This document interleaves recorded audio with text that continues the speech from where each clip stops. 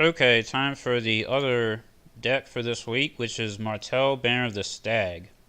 Now, this deck is infamously one of the most lame decks of the lame, because what you would do is, and it was called Cancer Lancer, and it won some big tournament, like a national tournament or whatever. What you would do is you would get passive power from locations like Chamber of the Painted Table, the Iron Throne, and the Boneway, and then just spam a bunch of resets and play Vanguard Lancer with Orphan of the Green Blood to take the opponent's power away. And that's why it was called Cancer Lancer. And that's one of the most miserable decks ever created. So I'm paying a little bit of tribute to it. I have one Chamber, Throne, and Boneway, but I'm viewing these more as like bonuses that I don't really need or rely on, but they're nice to have if I end up drawing them and feel like playing them. Otherwise, the deck is not like that deck at all, really. I don't think I'm playing a lame deck. I'm playing more of my preferred style of deck, which is a actually play characters and declare challenges deck. I don't know. I mean, I'm not going to pretend that I never play any lame decks, but I didn't want to just play that Cancer Lancer again. It's just so boring. We're not going to do that.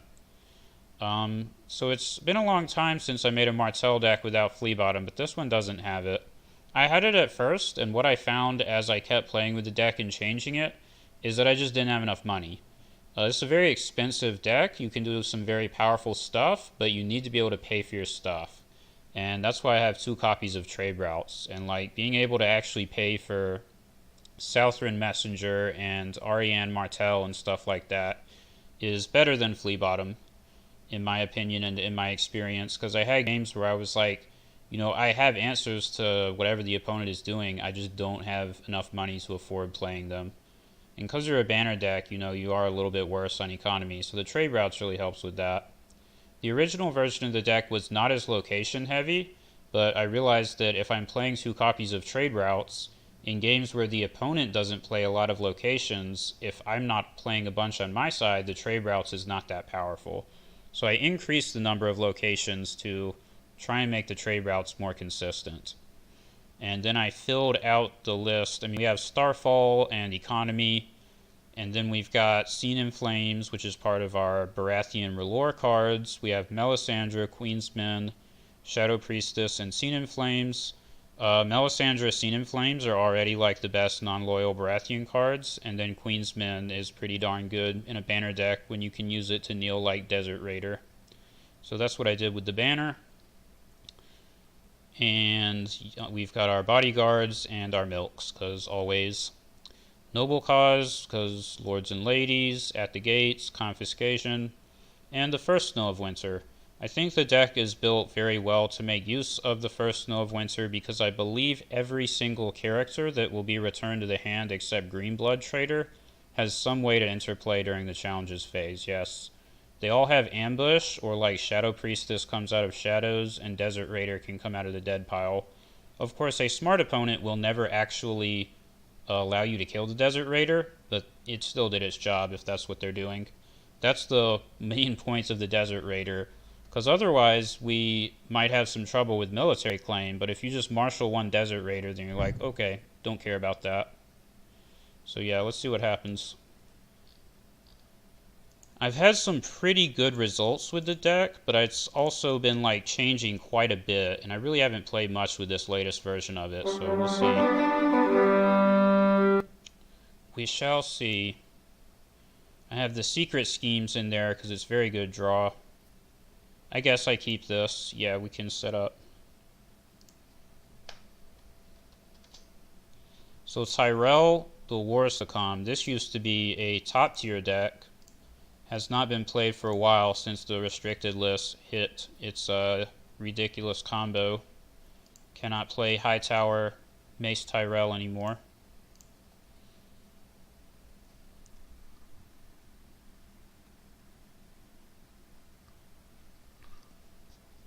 Trading with the Pentoshi, huh? Well then.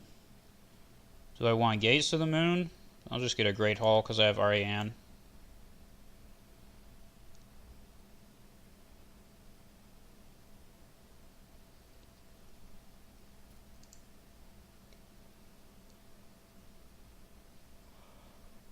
Oh, goodness. Let's play this guy and see what we get. Damn, I want more money. I really want money. I guess we get a duplicate.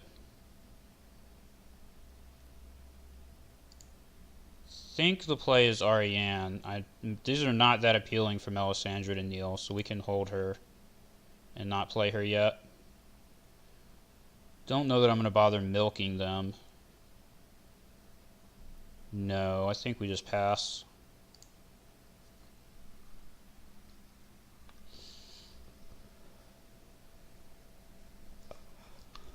These are both pretty good bounce targets for Ariane if we feel like using her.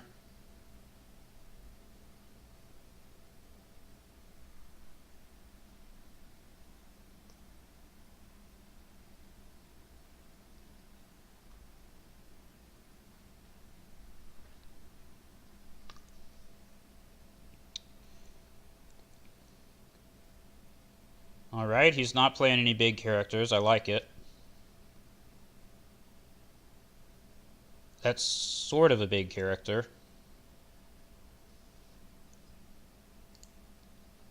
Well, let's do some challenges. Probably use Ariane on Paxter because he doesn't get hit with the first Snow of Winter. And I don't want to bounce Illyri because she has an ability that the opponent can use again if I let him marshal her again.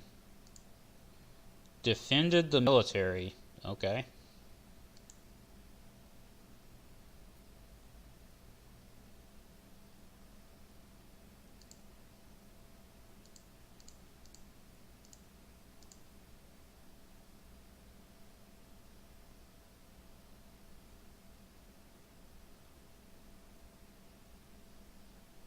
I also don't have to use Ariane. I can just leave her in play.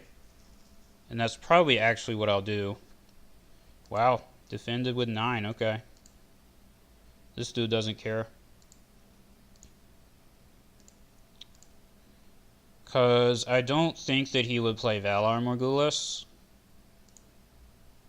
And yeah, it was not super important. She didn't have any good opportunities there to like bounce anything that was really worth it. Hand's Judgment.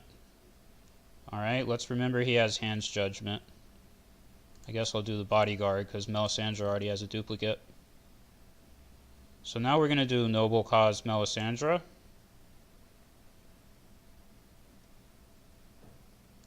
And hope we draw more locations or that the opponent floods out a bunch of locations. One of the games that I've lost with this deck was definitely lost because I couldn't, like, I played trade routes, my 2 trade routes as my last 2 plots, and the first one still only got me 6 gold. There were only 4 locations in play because I just didn't draw any.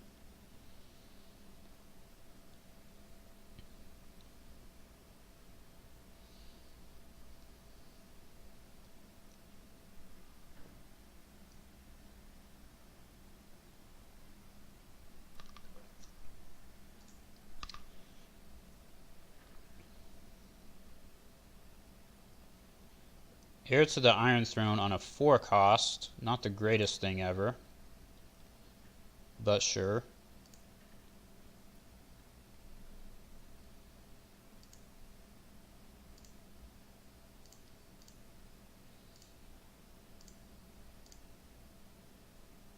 Starfall probably.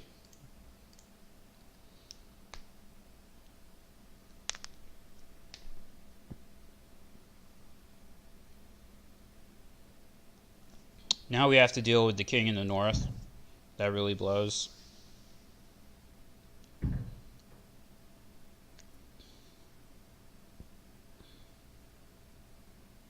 Sir Talbert Seri, really?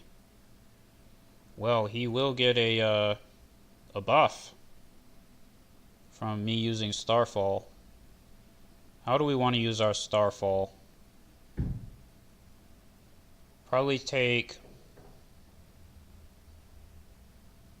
I don't want the Knight of Flowers to get any more renown, but I have to think about how to actually stop him from winning challenges. It's not going to be that simple or easy. Probably just don't declare military. Let's do intrigue here.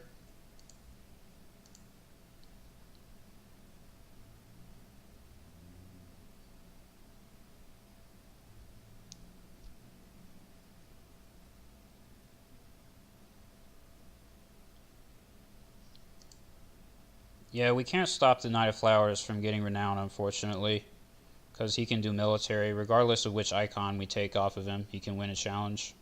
Growing strong, okay.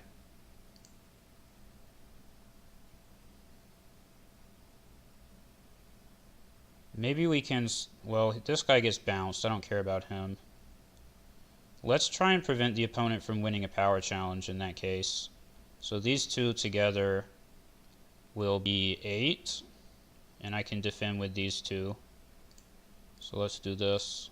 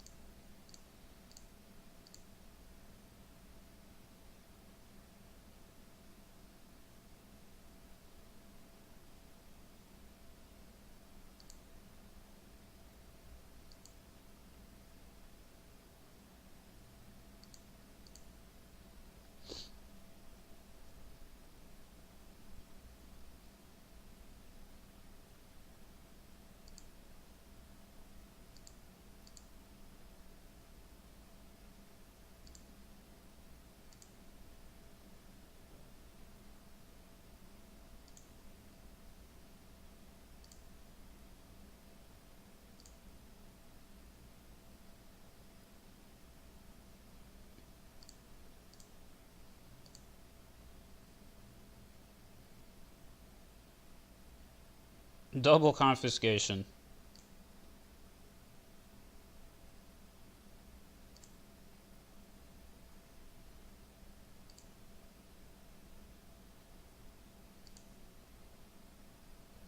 Here we go, Duran. Duran will be really good.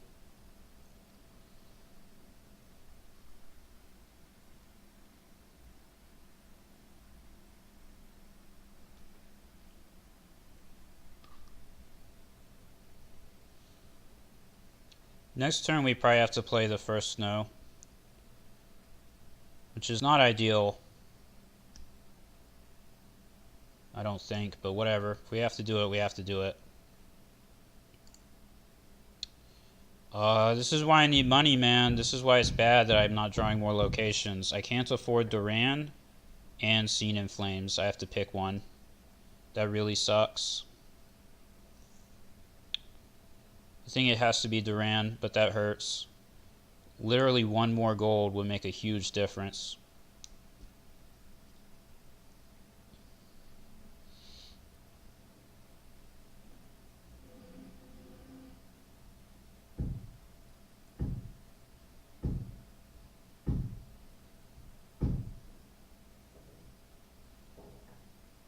Yeah, I don't think I'll use Starfall. Not yet, at least.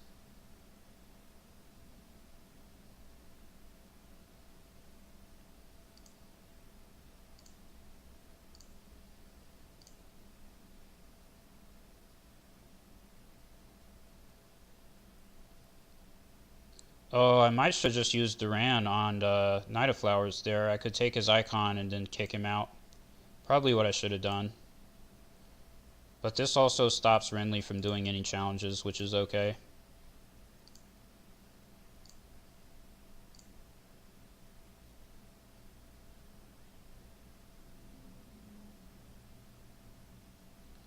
The threat in this game is most definitely all the renown. He already has 3 on the Knight of Flowers. Not good. Let's see if I can win a power. I think I can. With these two, they're 9. Kick Renly out. Yeah, they can do it, right?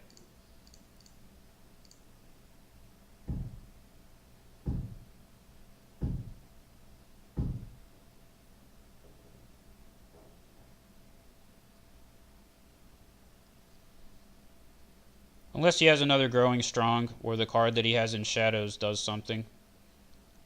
Nightmares Duran. Okay, that's pretty bad. He got me on that one.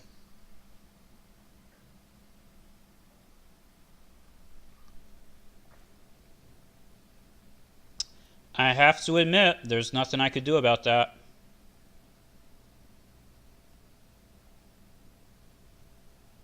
Yeah, I think we have to go first snow just to get this 3 power off of Garth, or he's going to be like within striking range of just winning.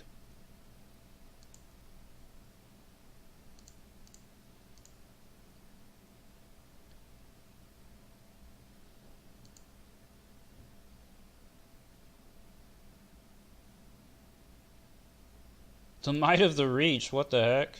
Okay. I think I'm fine with him using the Might of the Reach just to win an Intrigue challenge on defense.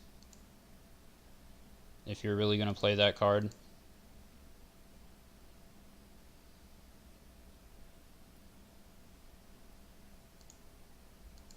Another super frustrating thing is that if I play the first Snow of Winter, I will be again exactly 1 gold short of either ambushing Ario Hota or the Shadow Priestess or this, like all my ambush. I'm 1 gold away from being able to pay for them. But I don't think I can wait. I think if I wait, he'll just win. And if he plays the King in the North, he'll probably still just win, but we have to try.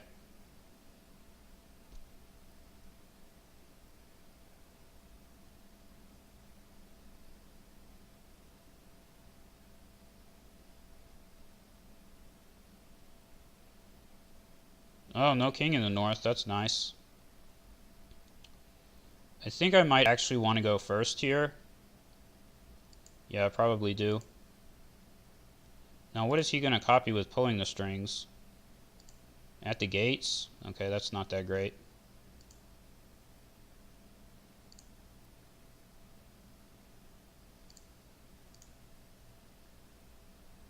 Obara is a lifesaver because we can marshal her. Again, 1 gold away from Seen in Flames. Very painful. But next turn we start playing trade routes. Hopefully the opponent will play another location. Okay, that's good.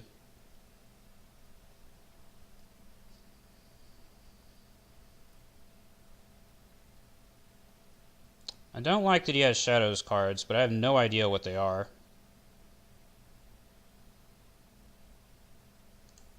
Well, let's just do this.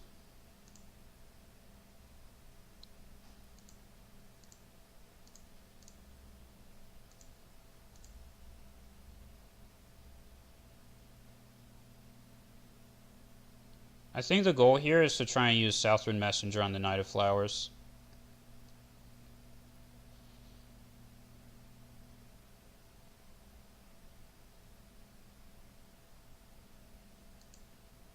That's annoying.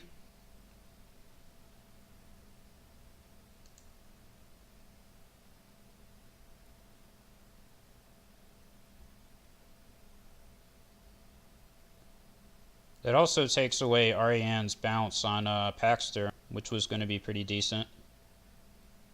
But, on the other hand, it lets me do this. Yeah, let's take away his military. Sure, doesn't really matter.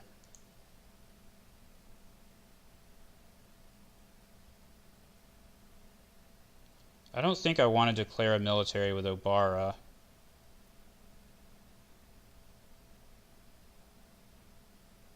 Maybe I do. I don't know. Let's just do it.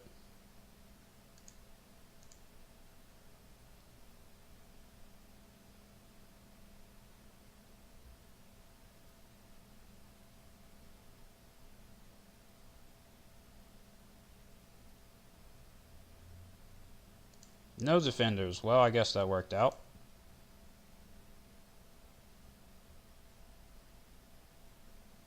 Now, do we want to declare a power? No. Because if these two can defend Renly's power challenge.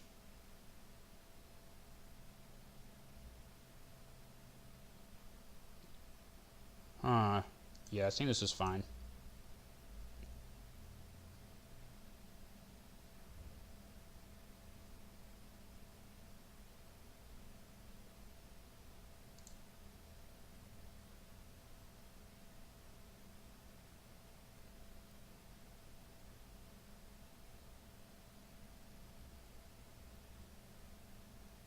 Oh, he's aware. He knows. He's not going to do it. But we don't need to use Obara if he's going to do that. We'll just defend the challenge.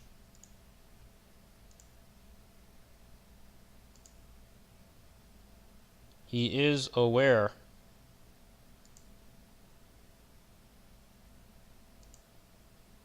Man, I got a discard for some reserve. Might discard both of these secret schemes. Damn, these cards are all so good, but I don't know if I'm ever going to be able to pay for all of them. I guess we'll discard Shadow Priestess, it hurts. Yeah, we'll discard the other secret schemes, why not? He has Hand's Judgment anyways, right?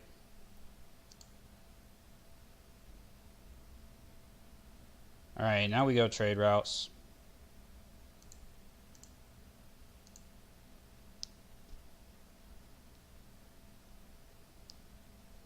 Heads on spikes, that's super annoying. Damn it.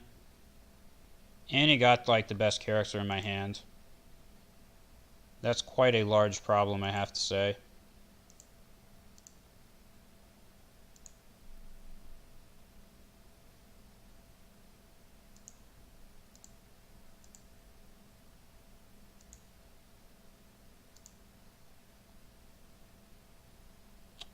No more Might of the Reach.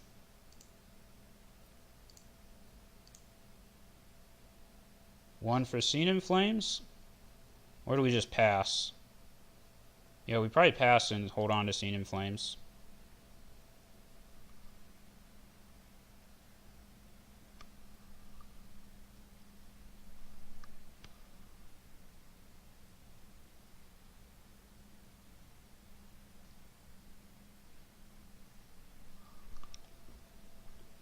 Alright, let's take those power icons, boys. It feels like we're in the game now, but he's at 12 power. And I don't have Valar Morghulis or anything, so like, he got rid of my one card, the Heads on Spikes, of course. It got the one card in my hand that could get some of this power off the Knight of Flowers. So, it's very tentative what's going to happen now. Let's just do this. I should have paid closer attention to his hand to see if he has any Randall activators, but I don't think he does. Because I discarded the only, like, event that I saw, which was Might of the Reach. Okay. Let's do this.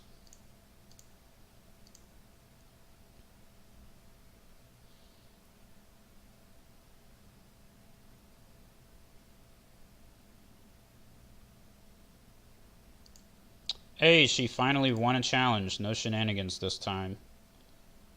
Let's do this. Go away.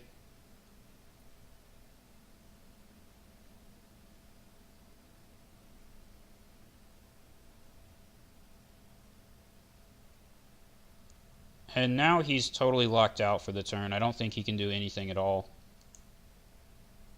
If I play this correctly.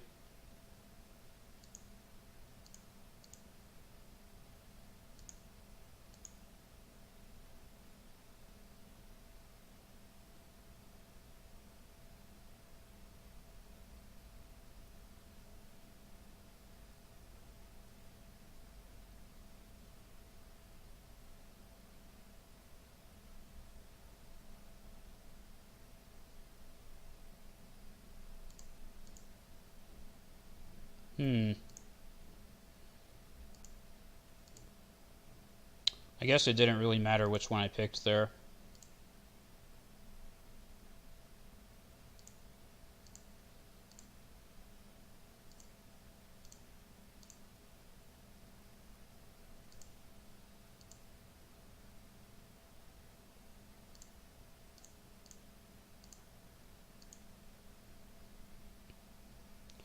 Alright, we're making progress.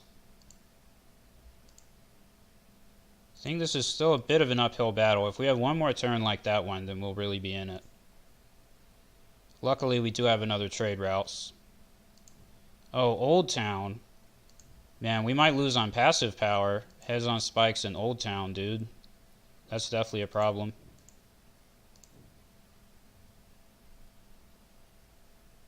Yep, there it is. Alright, that's it. That's game over. He could have played that like 2 turns ago and won. That's like the kryptonite plot, the king in the north. So we got screwed pretty hard in terms of not drawing locations until it was a bit later in the game, which was exactly what I was talking about. You can see we couldn't go trade routes until the 5th plot. I mean, we could have done it earlier, but it wouldn't have been worth it. So that's a problem. That's why I tried to go more location heavy. But if you have bad draw luck, you have bad draw luck. There's nothing you can do about it. But otherwise, I think you did get to see how the deck can be powerful, depending on, you know, the sort of situation. Also, his deck sort of countered it in the sense that he had the passive power from Old Town and Heads on Spikes. That definitely helped him a lot.